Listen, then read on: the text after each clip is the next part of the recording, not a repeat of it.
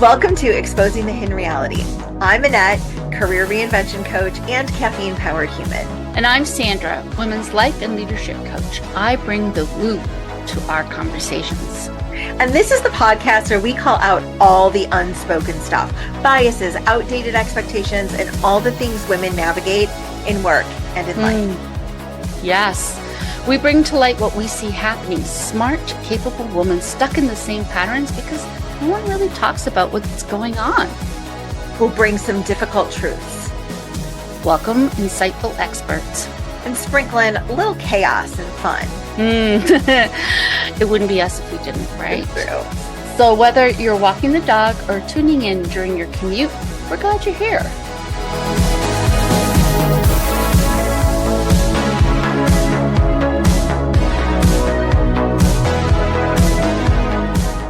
Let's do this. Let's do this. You want to do the let's do this together? Like 3, 2, 1, let's do this. All right. 3, 2, 1. Let's do this. Do this. Let's do this, Annette. Let's do this. Oh my gosh. I'm so excited to be talking with you this morning, Sandra. I am too. It's been a while since it's just been the two of us. I know it's been like at least 20 something. Yeah, I know. Conversations. And those have been pretty amazing conversations. I can't believe some of the women that we've had sharing their stories, their life, their work, their experiences with us this season. It's been pretty awesome.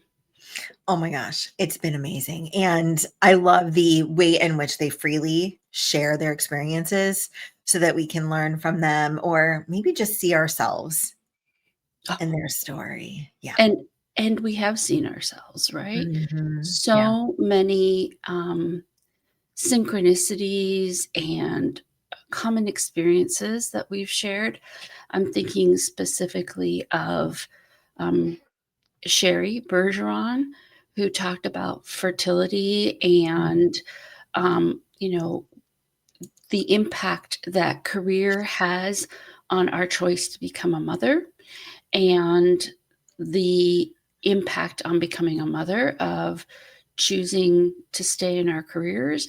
And also what happens when, we put off that decision around children for the sake of our career and then or because we're waiting for Mr. Right. Mm-hmm. And then we find out we've run out of time. Yeah. I did love how she talked about waiting for the right partner and how that delayed her experience of becoming a mother, but didn't stop her from finding a way. Right. And I love that we're at a point in medical science where we are able to make that choice. Yes. And Sherry really highlighted the option of understanding at this point what those choices are so that you can plan. Because often by the time we think about it or if we wonder, is it too late? It might be too late for a traditional path. So I love finding some other way to get it done. And she did that. Yeah, she was very inspirational. Yeah. And then on Thursday, we're going to play a recording that we did with an amazing woman. Oh my gosh, I loved that conversation. Do you want to tell us about it? Yeah, it was great to talk with Marianne. Yes, because she's an international businesswoman who also had a very traditional, I won't say traditional, but had a career with a powerful career, actually, where she got to influence world organizations and world policies, and how she left that all behind to start something that gave her more control over her family life and the time that she got to spend with her kids. Oh my gosh. And she's having a blast doing it. And she looks so happy. And she lives in Paris and invited us to look her up when we're there. That was my favorite part. So, like, are we talking about like a Parisian live at some point? Is that? Ooh, yes. Yes, I yes, have yes. to get over my fear of flying. So we're going to have to work on that, Sandra. We Okay. can take a boat. Are you afraid of Oh my boats? God. We should not do boats. I can drive really, really well. So if you want to go somewhere, around here, I've got your back, but I've got to work on the others. And maybe there's just power in knocking me out with some Benadryl and getting me there 8 hours later, and I'll be fine. Well, to Paris, it's only 8 or 6. Okay. I should be able to do that then. Yeah, absolutely. Perfect. Oh my gosh. So what else has really struck you I this think the season? conversation that we had about narcissistic partners Oh, and, the conversation around um, what's happening outside of the work environment and how it impacts leaders who show up to work. mm, And the fine line between personal life and public life. yeah. What line? That was that I keep coming back to that conversation Yeah. because it's easy, I think.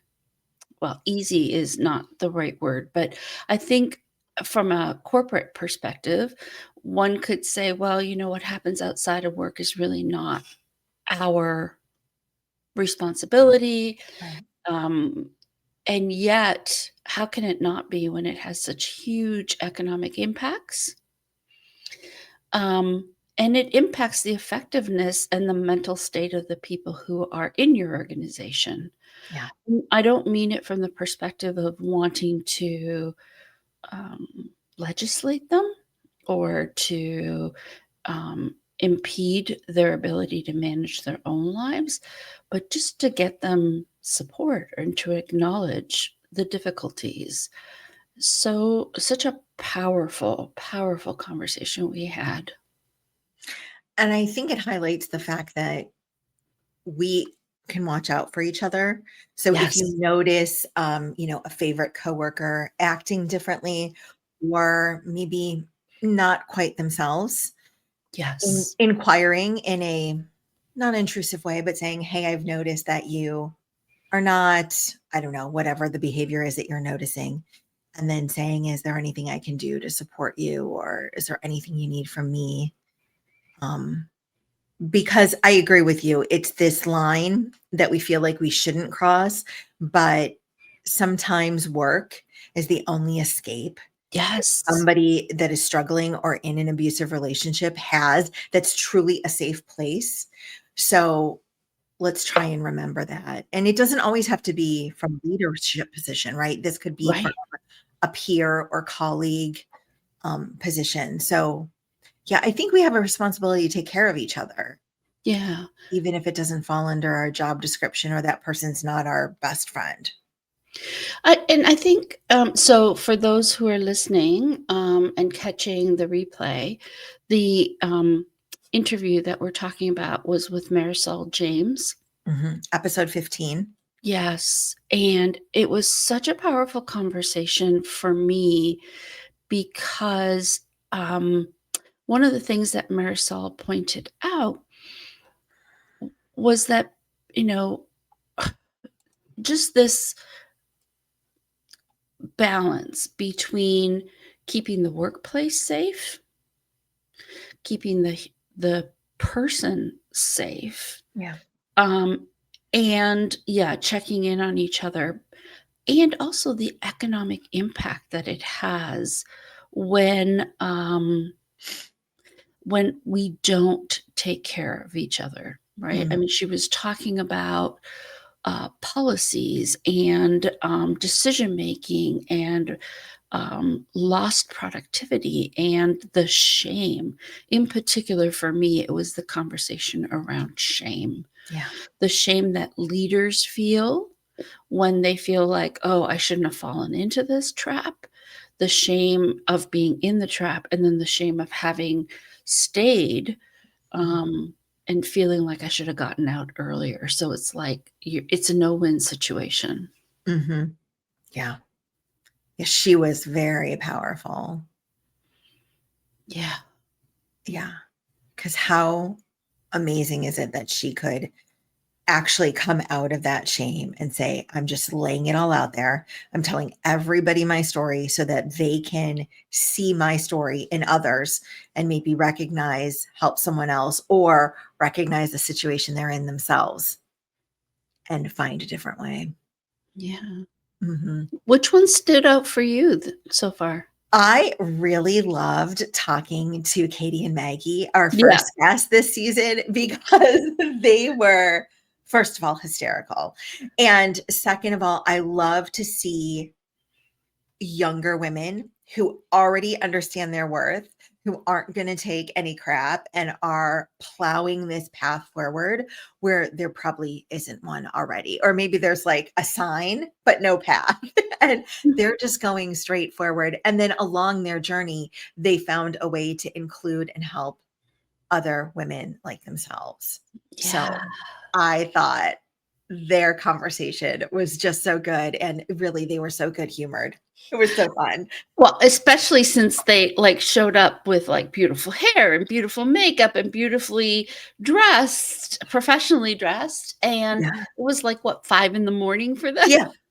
I didn't. And so they actually taught us a great lesson, right? As hosts, which is where are the people that we're talking to in the world? And can we accommodate a different time zone, a different, a different arrangement so that they don't have to wake up at, 3 o'clock 3 in in the the morning. morning to meet with us. Although Maggie and Katie, we sure do appreciate it. And you sure did look super lovely. And they also had their Starbucks order, which I was the tiniest bit most jealous of. And I think it was Katie who said, I went to Maggie and said, don't yell at me. But we're Got doing this us. thing. Yeah, and they were in their office and everything. So, oh my gosh, goals, right? For They sure. were, yeah. Yeah, they were adorable. I loved speaking with them. Oh my gosh, who else really struck a chord with you? You know what? I'm just going through all of our flyers here. Yeah. The other one I thought that was really good was Brittany, who spoke about disability and how to Mm, have conversations around disability. yes. And not being afraid to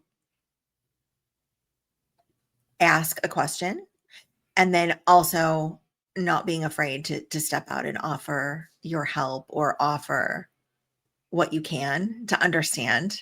Yeah, I thought her conversation was so good. And I like that she talked about it from first person experience because her father had a visible disability, and it was something that was so normal for her to experience. And then when she went out into the world outside of her home and outside of her family, she found herself making a lot of the same mistakes that some of us do when we don't have that experience, that firsthand experience. So,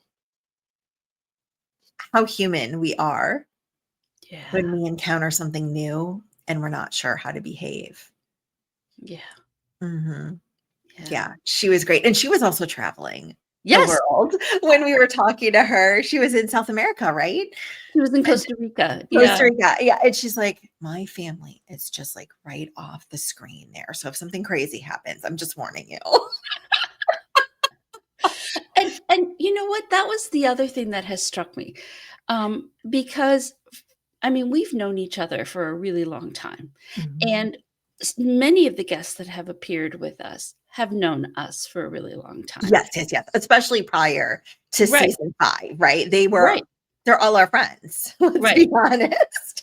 And so for us, it's no big deal to show up backstage, hair on fire, the dogs barking, Right. Amazon delivering something, people yelling in the background because they forget that we're recording, right? Spouses walking in and interrupting conversations, children screaming hair on fire because they're trying to get to school and they don't have what they need. Okay, so we've got the scene, right? So Yeah. everybody's like totally okay with that expectation that, there's life going on in the background. But For this sure. season in particular, how many women have shown up not knowing anything about us, right? Or who we are or how we are, and have shown up and said, "Oh my gosh, I'm so sorry. You know, there's this going on and that going on. And, my son is sick. My daughter is, like in the middle of this big," and we're all like, "Yeah, Yeah. this is life. It's okay." And that's really a unintended consequence of having these conversations with you live every week for these few years now, is that we're we're exposing that this is how life really is. It's Yes. not perfect. Somebody is going to cancel their appearance because their children are sick and then they got sick. Somebody's going to have, right, the cat go right across their desktop. And can that be okay? And then by extension, can that be okay in real life, in Yeah. real business? We're all doing the best that we can, and we all have these full and rich lives outside of who we are from our 9 to 5, whether you're an entrepreneur or you're holding down a corporate or nonprofit job. And I've found myself taking those things into consideration more when possibly before these conversations, I would have been a little more strict or been a little more tough on other people. Yeah. Yeah. Mhm. I have found that to be such a powerful connection point with some of the women who have come on with us. I specifically remember Whitney, right? When she came on, I was backstage. I had the stage open, and I put her on, and I was like doing my lipstick, and she's like, "Oh yeah, I'm in the right place." And I think it gives us such visibility into who our guests are before we even start talking. Yeah, it really does. And that is something that you can take into all facets of your life. Spending just those few moments, because we don't get a lot of time. There's Mhm. a form that people submit and they kind of tell us, like, hey, this is who I am. And then we ask them to pick a date to talk with us. And then we get a little more information, like, give us your formal bio. Now, Sandra and I read all that before we start the conversation. But outside of that prep work and outside of meeting someone when they come backstage and then hitting the live button, we've only got like 4 or 5 minutes with people. So, how amazing that there's so many interesting, inspiring, strong, powerful women out there in the universe. We get to meet them because we have this platform and this conversation going. And on top of that, they've stayed in touch. They're supportive. I see these other women that have been guests already, like commenting and asking questions on the post, showing up on the live feeds. It's really been an amazing exercise in community, building community. Yes, yes, yes, yes. I've really enjoyed that aspect of meeting new people around the world, finding out what they're doing, and really learning about some really cool things that are happening, not just in their lives, and how they're tackling it, but in their communities and Yeah. their friends and the ripple effects that they're having. I'm thinking specifically as we're talking about this of the conversation we had with Tina about the heel sling I love and wrestling. Yeah. her yeah, her experience with venture capital. Yes. And getting past these people that are like, oh, that's not really a problem. And having to find the people that understand the problem so that they feel like investing and helping the problem be solved. Yeah, yeah, Yeah. And that's the other theme that I've noticed, is that women are problem solvers. It doesn't yes, matter what the problem is, right? yeah. Yeah. Mhm. I'm thinking too of the conversation we had with Gail. And of course, the other thing that happens in all of this is that sometimes I know it doesn't happen often that I mess up. No, neither one of us messes up at all. Yeah, but I have a tendency to do it a little bit more. So poor Gail, she's on the phone and she's on the phone and we didn't show up because I didn't think we had confirmation. And anyway, so we schedule her, we show up, and she's like, I'm here. And then we have this great conversation Oh, yeah. about power and how we give away our power. And I'm thinking, yeah. Yeah, the We most almost gave common it way I give away my power is by, like, making goofy, like, assumptions. Yeah, I have Gail's book. Yes. I ordered it after our conversation. Oh my God, I devoured it. It was Did so you? great. Yeah, she has an Audible or an audiobook too, which is amazing. And she really frames it with women in mind. And then she talks about the different ways in which we're socialized to give away our power. And then what I love is she talks about power in her book is Power Up, Power Down, but she talks about her book as purposeful choices of when you power up. So when are you taking like the Superman stance and like being super big in the room, and when you're purposefully powering down to give someone else power or to set the stage for their power. And I really like that because many times we see power as this like tug of war, and she thinks of it more as a negotiation. Ah. And so I loved that purposeful choosing of when you're powering up and when you're powering down. So if you haven't read it, you so should. And maybe Sandra, if you're nice to me, I'll let you borrow it. Mhm. Yeah, good book. Good book. I love it. And for those of you who are listening and, don't know Annette, she's gonna give me the book anyway. Yeah, this is true. You know it's gonna happen, but I just want her to sweat about it a little bit.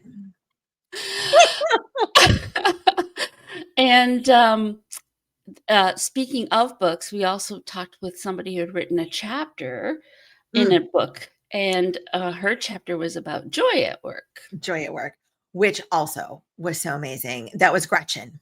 Or love. Love was The Joy at Work was the book, and her chapter was about love. Love, yes, at work and loving. And her conversation was all about love. Like, just can you love somebody? And I think that's a big question. And I don't know that we're used to thinking that way in a professional environment. When you were in corporate America, do you think you would have been like, oh, can I just love this person better? Can I And just show them some love? Probably not. I would have been like, oh, right, yeah, right.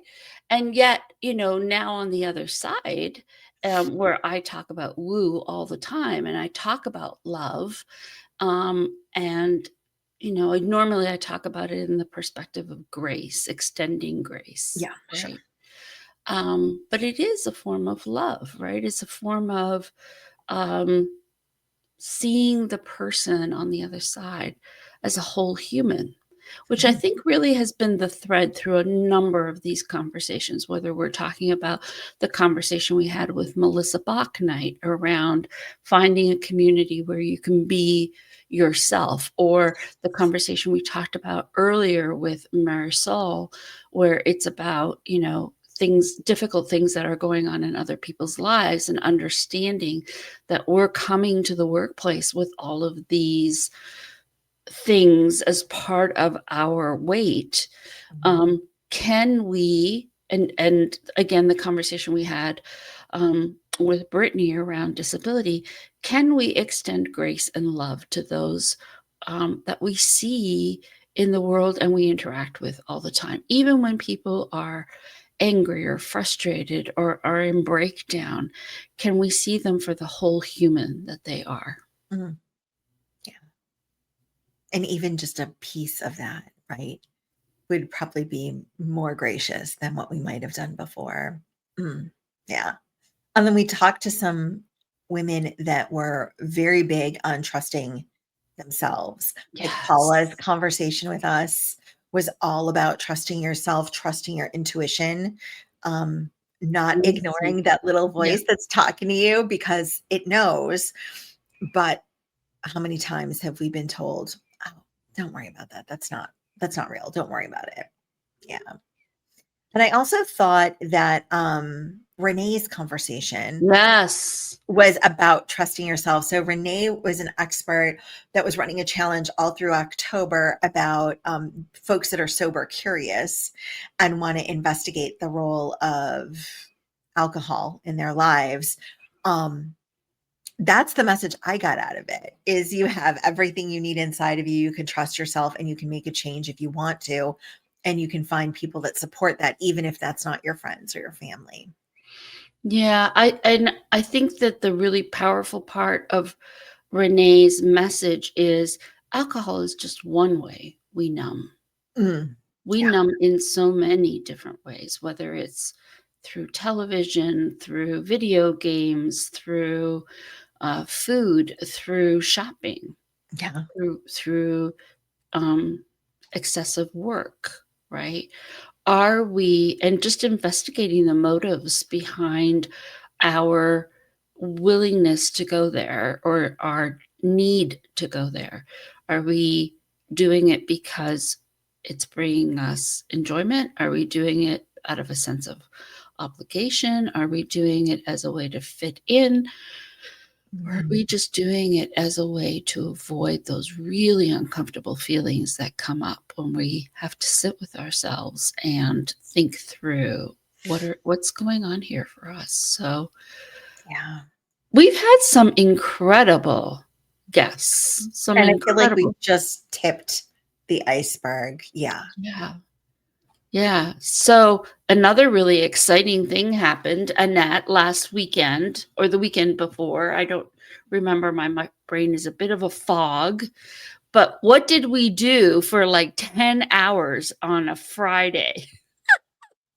So for 10 hours on a Friday, Yes. Sandra and I actually moved this conversation from only being part of LinkedIn and Facebook, which, Facebook deletes our conversations after 30 days. Astonishing. And it's terrible. And anyways, we moved the conversations to be available on all podcast platforms and on YouTube. So you don't have to dig for the episode that you're looking for. They're there. They're clearly marked. So we would love if you want to go back and find these episodes with these amazing women, that you do so either on one of your favorite podcast platforms or on YouTube. And please, if you're moved, subscribe, download, all the things that help Leave us us a be found. review. Yeah. Oh, a review. We'd love that. Yeah, 5 stars. If you can't give us a 5-star review, please call us and let us know. Isn't that what they say when we show up at a At store a fancy restaurant and stuff. Yeah, if you can't give us a 5-star review, can you let us know now so we can fix it? Okay, great. Now we'll just entertain calls about why we're not 5-star worthy.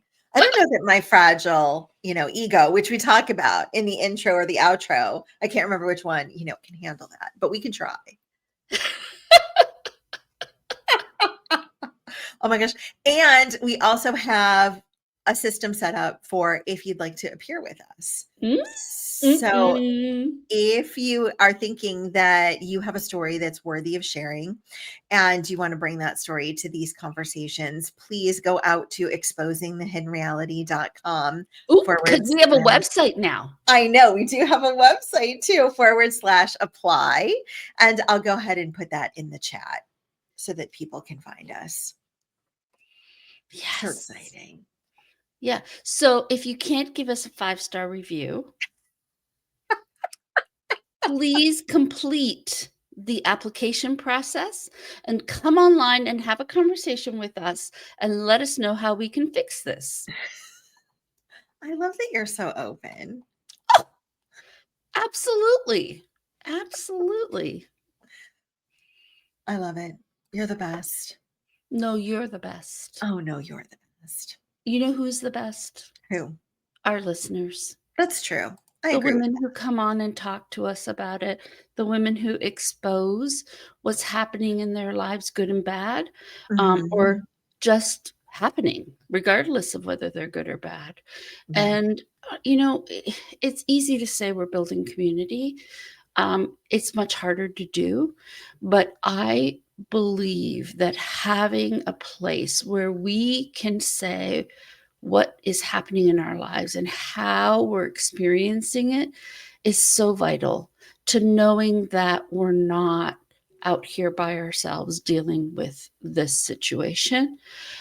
Which really reminds me of the article you sent me today, which I know we won't have time to fully digest, but I would love to post it on exposing the hidden reality, Yeah. because we need to talk about what's happening with women and why women are experiencing the world so differently.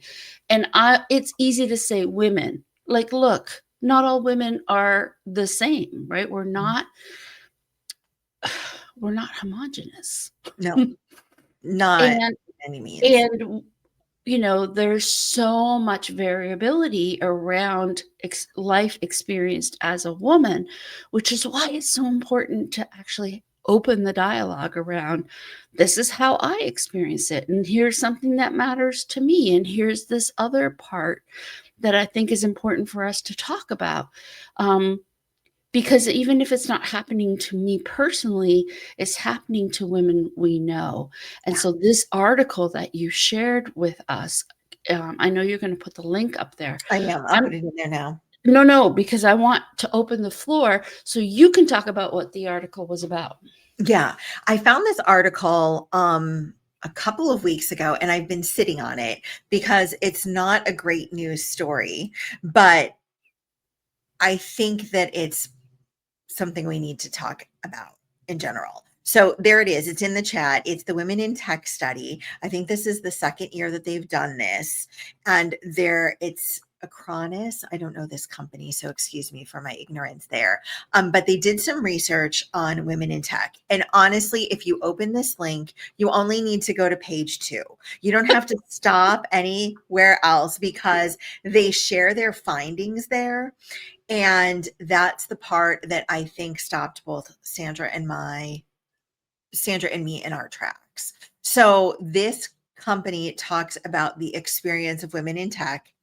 Sandra was in tech when she was in corporate America. I was not, although I was tech adjacent because I ran a whole department. So often we were pulled into testing or design of the front end user experience. And the study really talks about perception, doesn't it? Oh, And well, the I have it up. I have the yeah, key findings up here. And I just, like, I immediately texted you, right? And I yeah, was like, I can't even get past page 2 because I'm in anger, I'm in bitterness, I'm having an emotional response to these findings. yeah. It's everything. Number one is 60% of women believe men and women career, Mhm. but 75% of men feel there's access. Yeah. Yeah. And the one other number that was astonishing was leadership barriers. So it says Yes. 41% of women versus 36% of men identify bias as the biggest barrier to women pursuing tech leadership roles. So it's a complete perception problem. And that's what the executive summary says right at the top. And I didn't even see that piece until I was saying I thought it was a perception problem. And it says perception gaps between men and women regarding women's opportunities and careers in IT. And so I guess my question for everybody else is, are you seeing this same sort of perception problem at your work? Are you seeing this happen in your professional place? Are you seeing it happen with clients if you're not in corporate America? I think these are very specific questions, and it would be interesting to see what other people say. I think we lost Sandra. Okay, she should be back in second.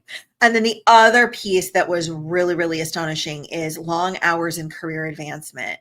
And I think we can all resonate with this key finding. 67% of women believe they must work longer hours to advance, while 56% of men believe women have to spend more time working to get ahead. So not only do we put this burden on ourselves where we think I have to be more visible, I have to work more hours, I have to work harder than someone else, but men also believe the same to be true. So what kind of balance is that setting us up for? Thank you, Sandra, for coming back. I'm sorry. Sorry you were gone. I saw my whole connection go back and forth, and I thought, what? What happened? And then you were gone. But now you're back. I'm back. Yeah. So just these perceptions, I think, are not exclusive to IT or the tech world or tech careers. But the fact that they're a perception problem and not rooted in any reality, and the statement I was making before your tech gave you problems was that women are harder on themselves many times than the perception or the thought that somebody else would do it to us.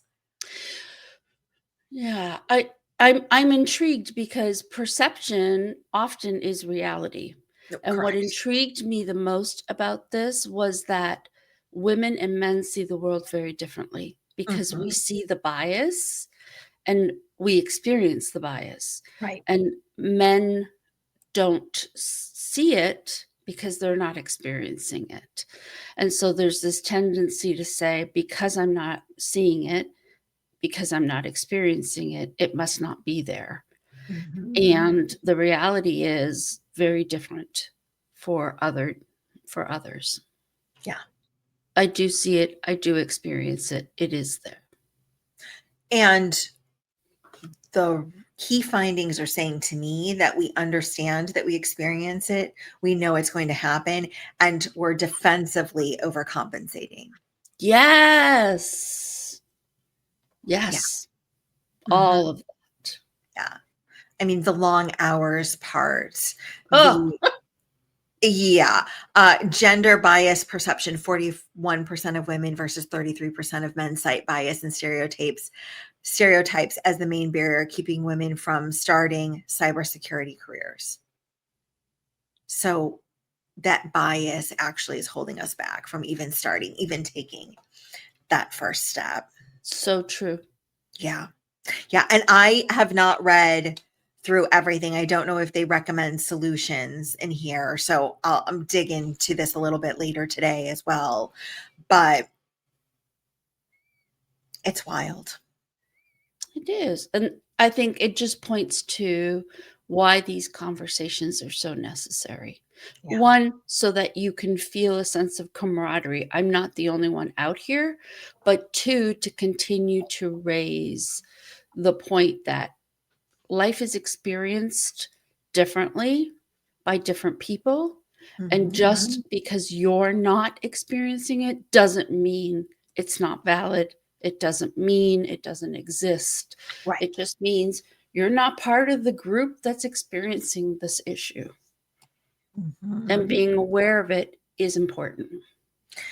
And if I can take us to allyship for a minute, if you see it, if you witness it, then having the wherewithal to stand up and say something will probably make you a hero to a coworker. Yeah. In fact, that's the last point. And I don't know if you talked about it while I was having tech issues. I didn't. Advocacy versus mentorship. Do you want to talk about that for a moment? Yeah. I mean, advocacy is purposefully putting yourself out there on behalf of someone else, right? You're advocating for Sandra to have a better opportunity, Sandra to have a different shift, Sandra to be assigned to a project where somebody doesn't believe that she's the right person. Mentorship is working one-on-one with somebody about the things they can control and address, but advocacy is stepping outside of that and saying, I'm pushing for this person to be involved. I'm pushing past the bias, the perception, whatever the problem is, and saying this is a good thing for you and for this person. And what the article found was that women prefer advocacy from their male colleagues. Mm-hmm.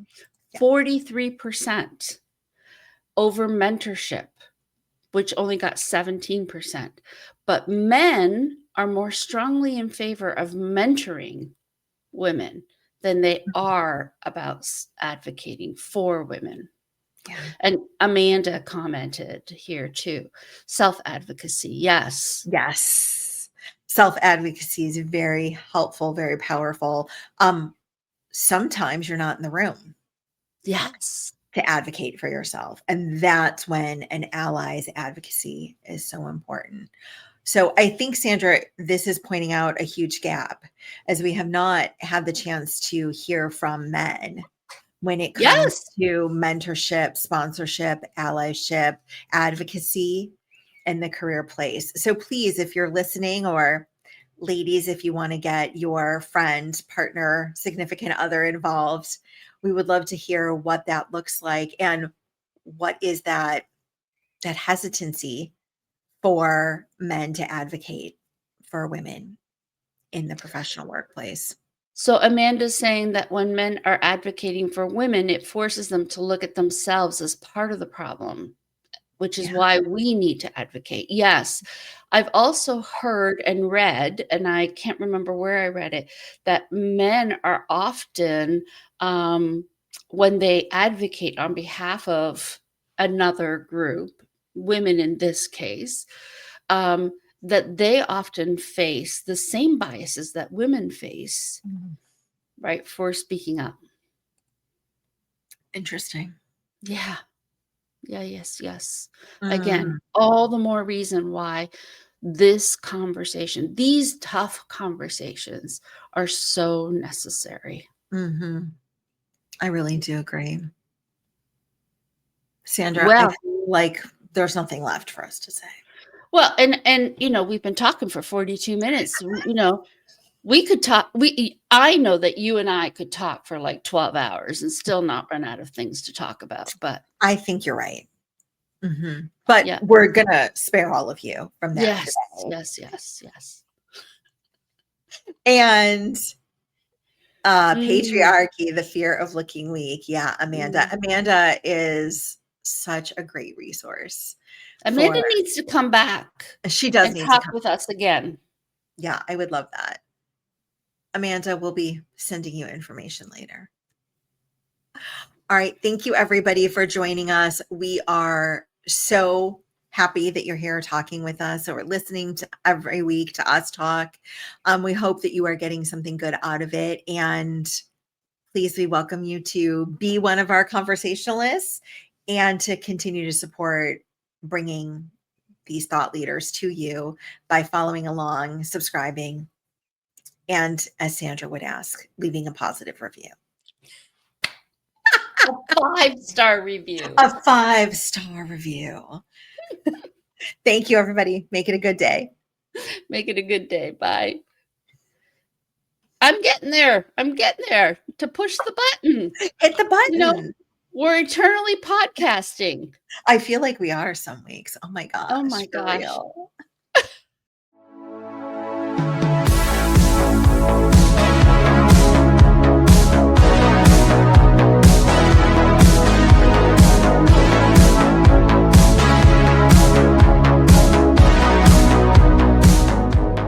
That's a wrap on this episode of Exposing the Hidden Reality. If something hit home or made you snort laugh, tell us. Seriously, we love hearing from you. Message us, tag us, or send us coffee. We love coffee. And hey, leave a review. It helps more women find us and boosts our egos. Which are like fragile, like suspiciously fragile. True. All right, until next time, keep questioning, keep growing, and if all else fails, Blame the dog. see you next time. Wait, did we stop recording? No, we're still here. You have to push the red button. Red button. Cool. Just eternal podcasting. Bye. Bye.